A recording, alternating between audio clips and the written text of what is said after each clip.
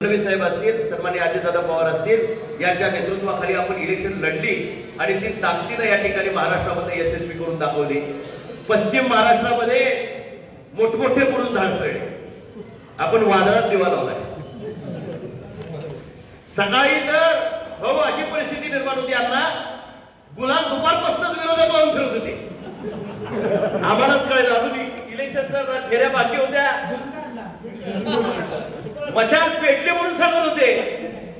संध्याकाळी पाऊस 5 वाजता पडला आणि मशाल तिथून गेली। हे आपण महाराष्ट्राने या ठिकाणी पाहिजे। जी गुलालात रंगली होती, जी ज्योतिबाला जाऊन सांगायला, कारण गावात सांगायचं कोणाचा गुलाल लावलाय आलं का। लोकांच्या मध्ये एक वेगळ्या पद्धतीचं वातावरण तयार झालं होतं आणि ज्या पद्धतीने आपण या ठिकाणी कुठलीही ताकद पाठीशी, साखर कारखाना, सूत गिरण्या, कुठेही दूध संघ आपल्या पाठीशी नाही, सामान्याची असामान्य ताकद कशी उभी राहते आणि इलेक्शन कशी यशस्वी होऊ शकते।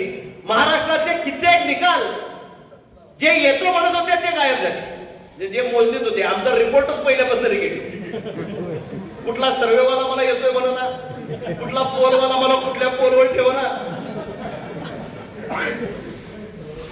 माझं काही मित्र आहे, सांगण्यासारखं नाही बाबा, पण ते मला सांगायचे तुमचा दर खाली आहे, तुम्ही येणार आहे। मला काय नाही, दर खाली आहे म्हणजे काय खाली आहे, ते मटकं खायची होती।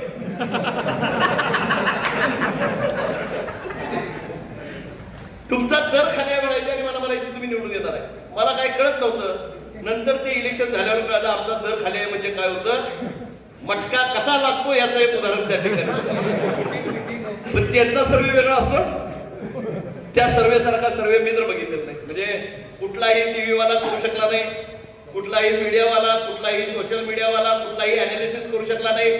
पण त्यांचा एक सर्वे वेगळाच होता।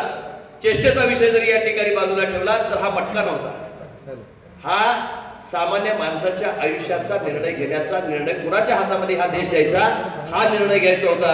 आणि हातकणंगले लोकसभा मतदारसंघातल्या आम जनतेनं परत एकदा नरेंद्र दामोदरदास मोदी या माणसाच्यावर या ठिकाणी विश्वास ठेवला आणि मला एक शिलेदार म्हणून त्या ठिकाणी पाठवलं। ही खऱ्या अर्थानं लोकशाहीच्या सर्वोच्च सभागृहातली दादा लढाई आहे बापूजी। आपण खऱ्या